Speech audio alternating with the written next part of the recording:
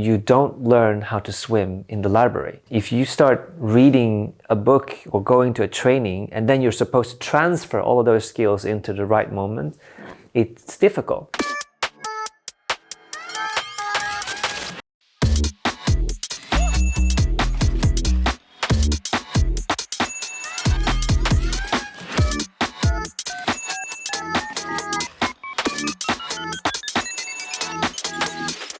Ta-da! Wow. You have your names on them. You know, we were discussing at Klarna what makes the quality, and this makes quality. What's your name? Yeah, just adding the name because I'm a person. I could pick one.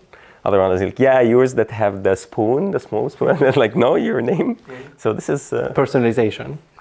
Is that something you're implementing in learning? We try to do as much as we can.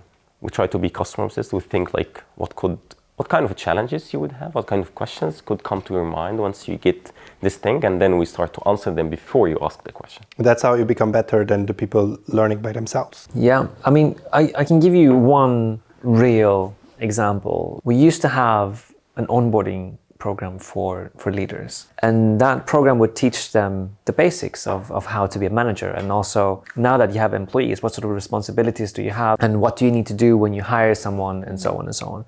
And we will teach you all of that in a very intense day, and not only remember it, you should also do it, right? So first you need to remember to do it, and then you actually have to do it at the right time when somebody is not watching you, is not helping you.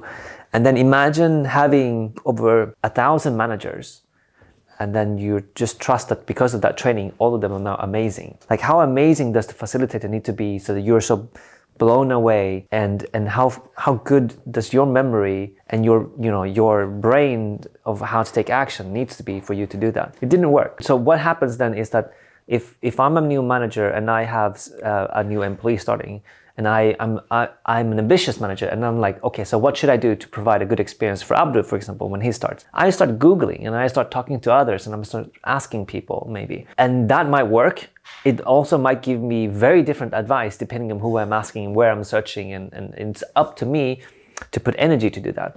So, for example, instead of having a training program, for us, it's not about having a classroom training versus a digital training. So it's not like if you're moving your classroom training to an e-learning, that's not solving the problem. That's making it worse, because now it's even less fun to do.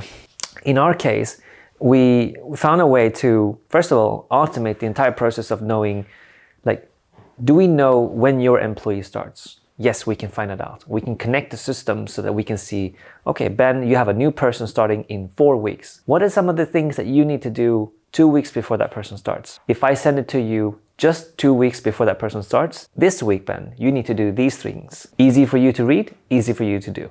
And then when it starts, Ben, you're gonna need a couple of templates that we have provided in how to handle the conversations when that person starts. Here it is, boom, personalized to you on Slack. Exactly when you need it, not before and not after. And then throughout that journey, you will get these coaching tips exactly because we know now it's been 4 weeks, now it's been 8 weeks, now it's been 12 weeks, and so on. And so instead of a training, it's an invisible LMS that just shows up when you need it. Hyper-contextualization based on the person's unique journey. Yeah. Yes, exactly. So you're learning while doing, and this is what we call, you don't learn how to swim in the library.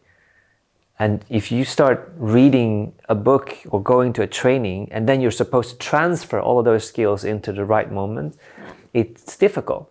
So now instead, you're in the environment where you need to do it, and you're getting the training exactly as you're doing it, and you get to practice immediately. We do this constantly. We ask ourselves, what is the journey that people are going to go through? And very importantly, like Philip just described in an example, what is the point of need? When do we foresee that people are going to have this question or this problem in their minds? When are they going to struggle with this particular issue? And only then we try to release that particular, could be a piece of content or something else. And I think that's one thing we try to do every day. Another thing is also this kind of understanding that not everything, that a learning experience doesn't have to be an e-learning or an event or something that you might think in traditional terms.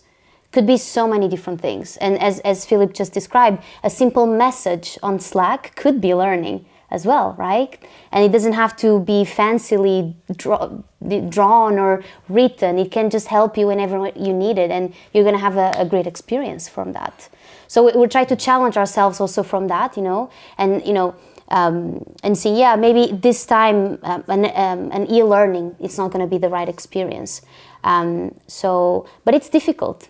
It's difficult to do this because we're constantly taking a step back in a very fast-paced environment.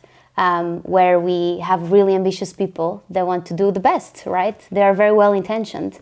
But I think our team is we like to challenge the way things can be done.